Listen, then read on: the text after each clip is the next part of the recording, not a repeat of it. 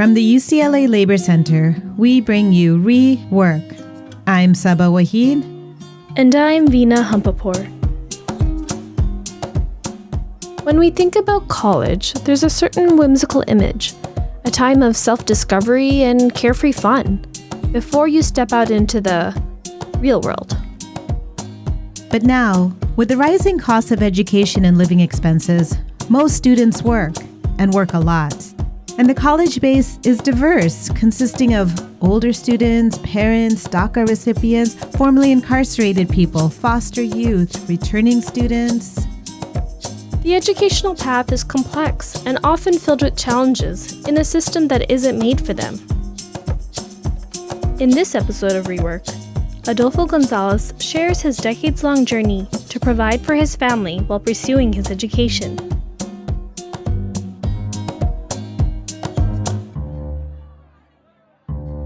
Adolfo grew up in an indigenous community in Oaxaca, Mexico, called San Andrés Ya in the 1960s. Yo nací en el estado de Oaxaca en una comunidad indígena que se llama San Andrés Ya. En este pueblo se habla una lengua. In this town, an indigenous language, Zapotec, was the primary language spoken.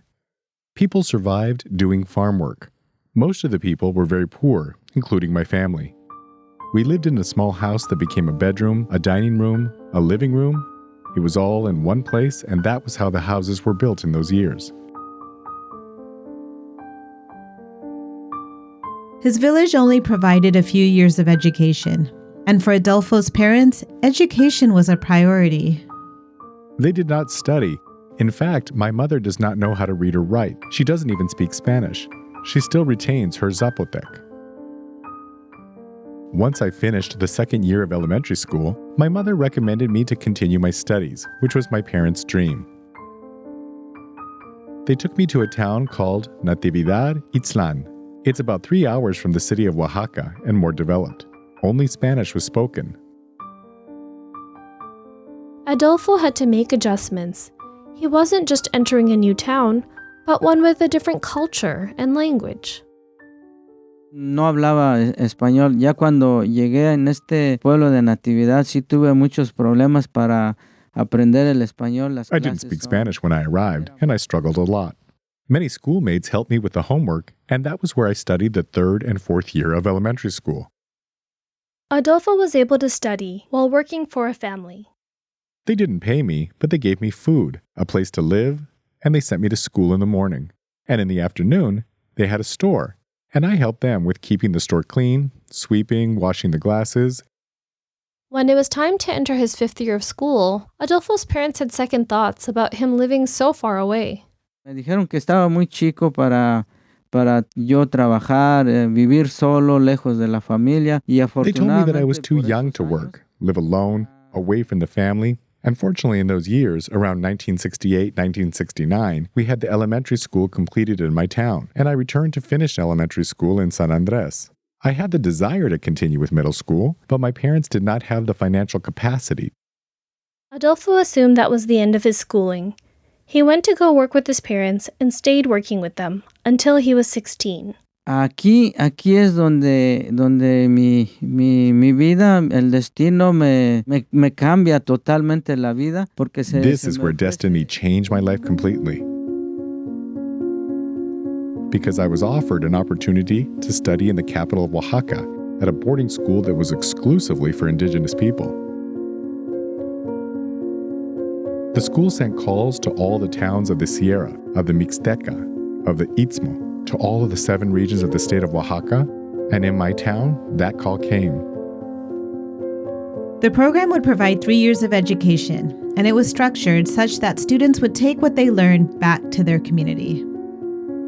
In this boarding school, besides the general classes, students took classes in agriculture, cattle raising, carpentry, masonry, a little of everything.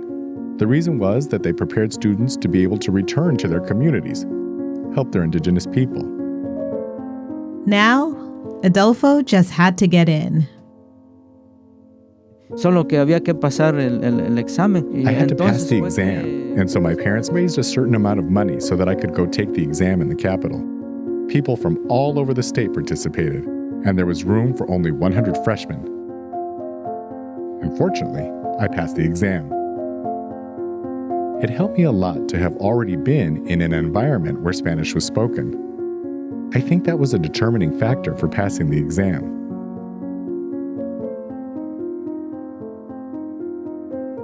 In 1976, Adolfo started boarding school. The days were long. It was from 5 in the morning to 5 in the afternoon. In the morning, we cut the alfalfa and sorghum to feed the cows.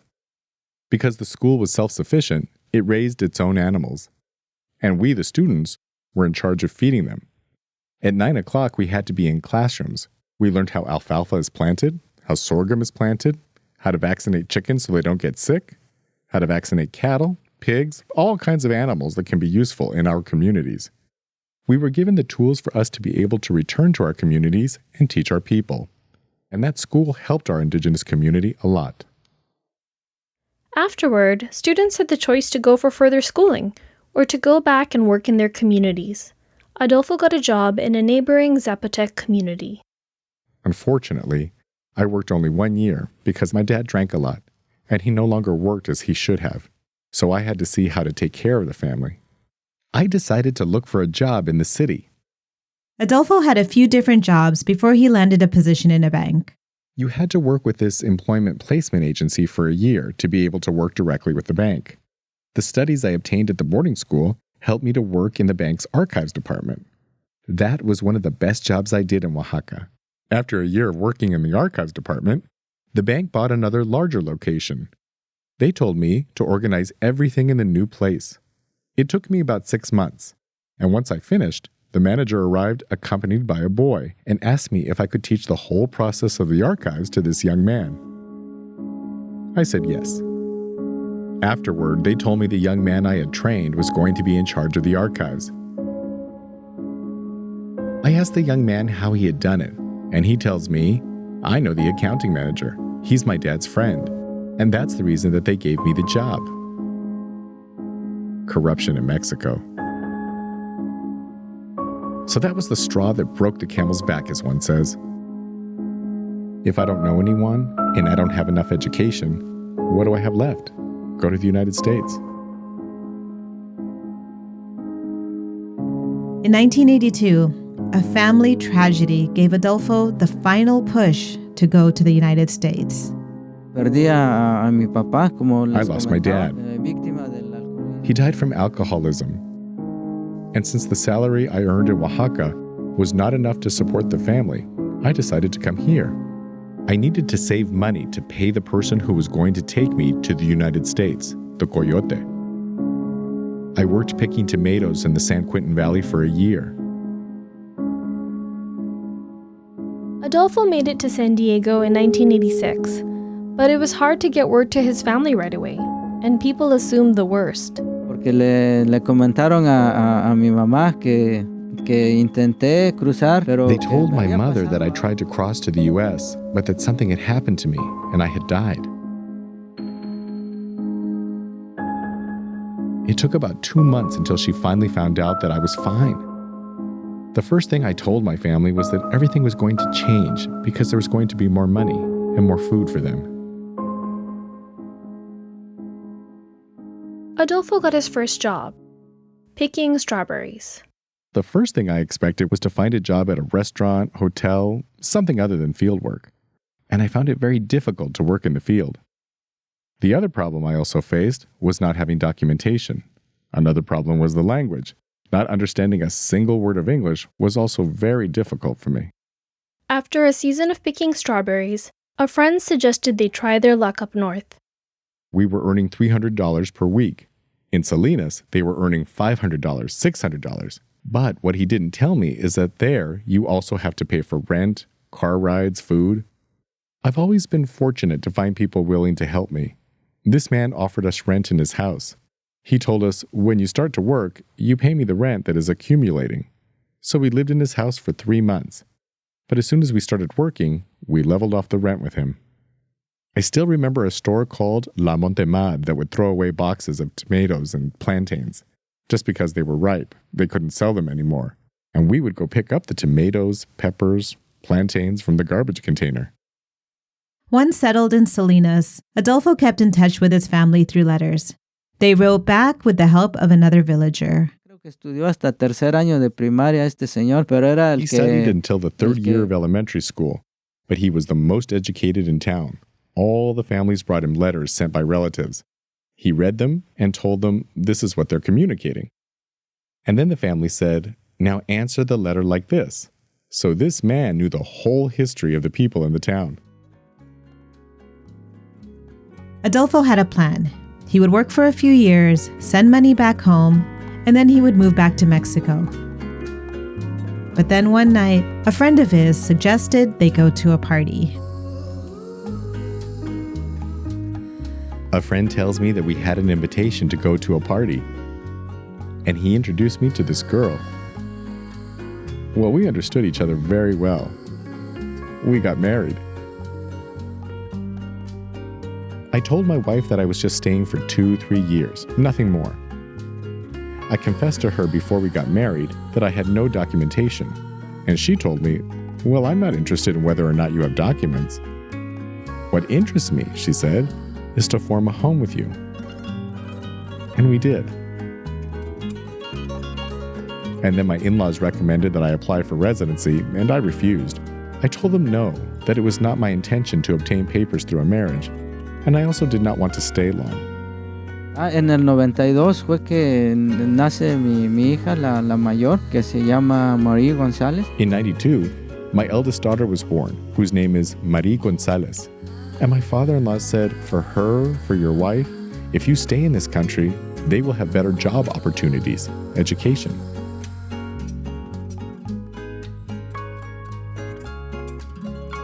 Adolfo stayed, and in 1996 became a resident, which meant he could go back and visit his family.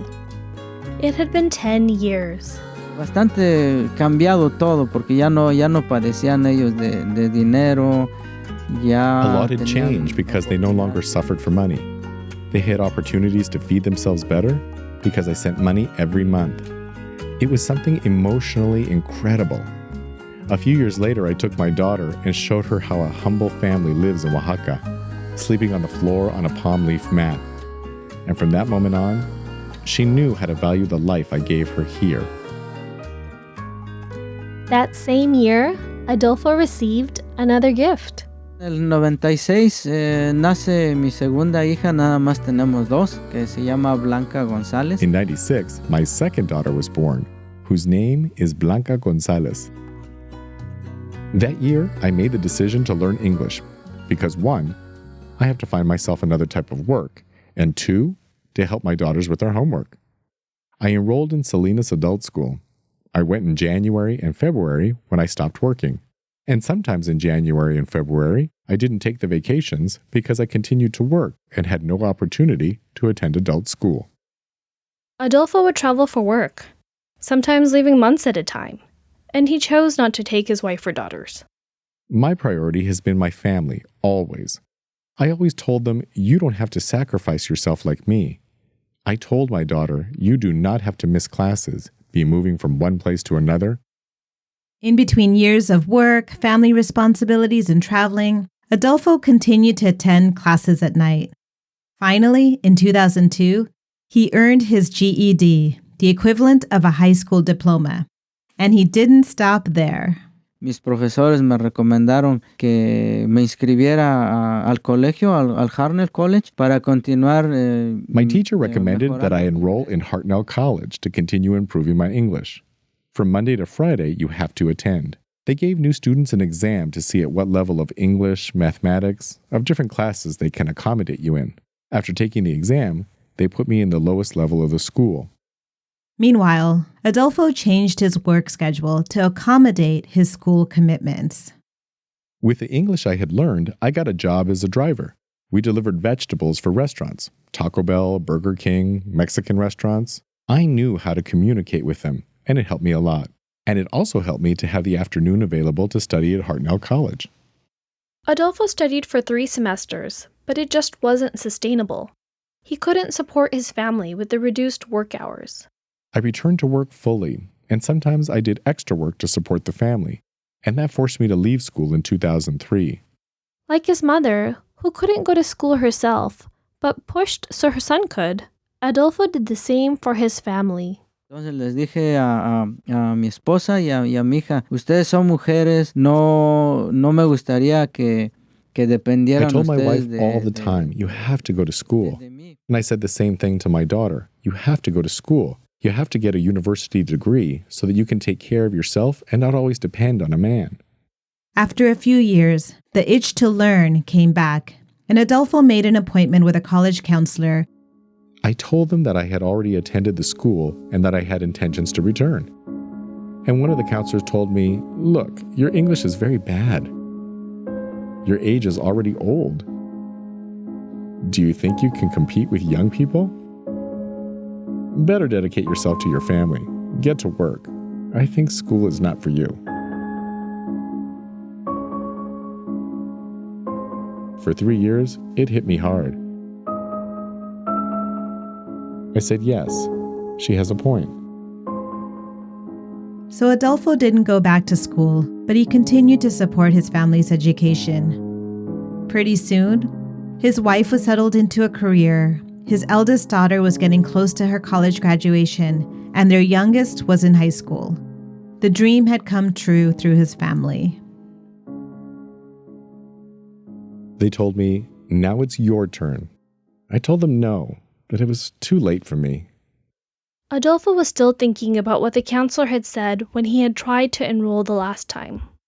Me dice mi hija, no es posible, dice que una persona te desanime tanto. My daughter told me Regresa a la no. escuela y ya fue. It's not possible that a person discourages you so much. Go back to school. This time, I met Dr. Aaron, a counselor who helped me a lot. This man said, you have talent, you have the intelligence, you have everything, and I'm going to help you. I told him what had happened, and he said, fortunately, this person no longer works with us. I did not enroll in school to prove to someone. I did it because it was a desire that I had to get an education for years.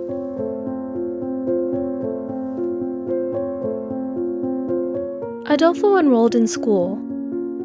Now he had to figure out what to do with his income and work schedule. I quit my job as a driver, and I looked for a job in a car wash where I could work Fridays, Saturdays, and Sundays. It was one of the biggest sacrifices I made by working days that are for the family. They taught me how to treat cars with different chemicals, how to make a complete detail. I said, if I managed to do a car or two per week, apart from my work on Fridays, Saturdays, and Sundays, I could use this money to continue helping my mother. For the next 2 years, Adolfo studied hard.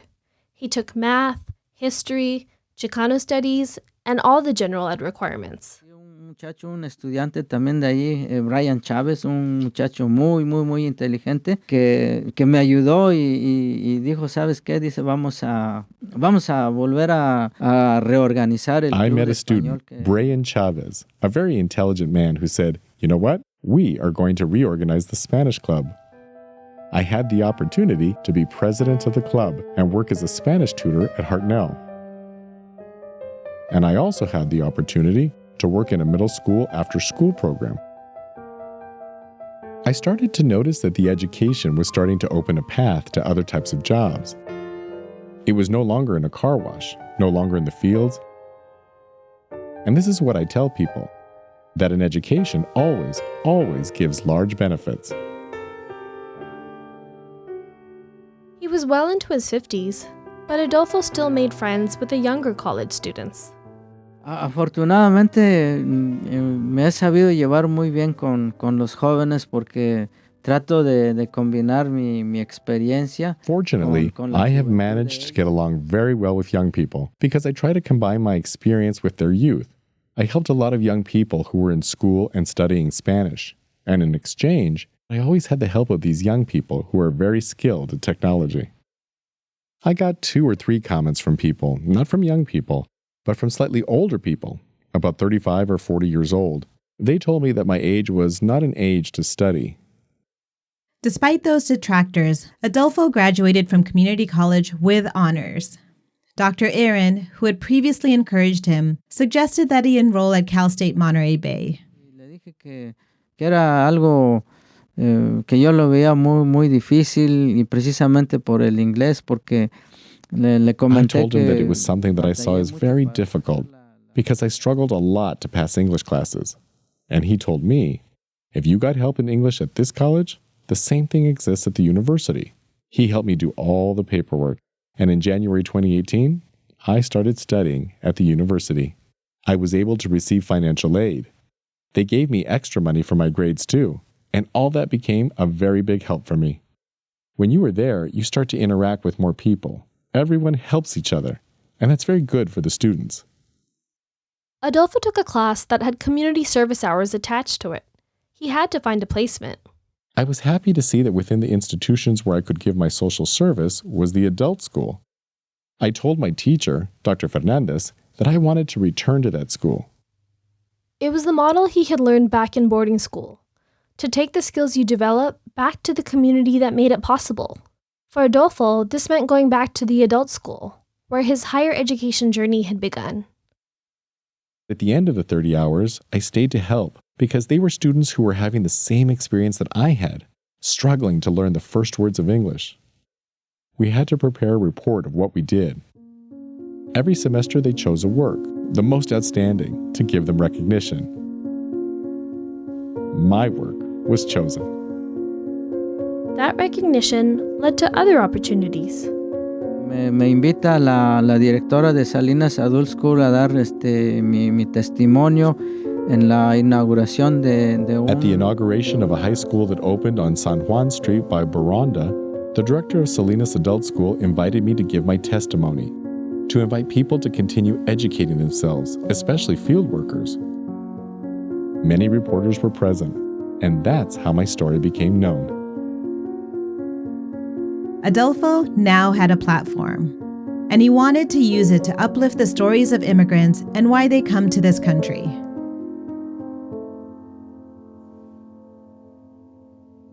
And just as there are people who think that we have come to destroy the country, to cause harm, I always say we have to show them the opposite, that we only come to work because we want to support our families. And no, I don't know any immigrant who leaves his village, who leaves his family, his friends, his people, and says, I will go because I want to damage the country. One of the recognitions that really surprised me was that of the city assembly member, Luis Alejo, who invited me to the city council to give me a public recognition. On the day of the ceremony, he said, these days we are hearing on the television, the radio, that in Salinas, there's a lot of crime, that immigrants are criminals, that they are people who sell drugs. And he said, but they don't see that there are also success stories like yours.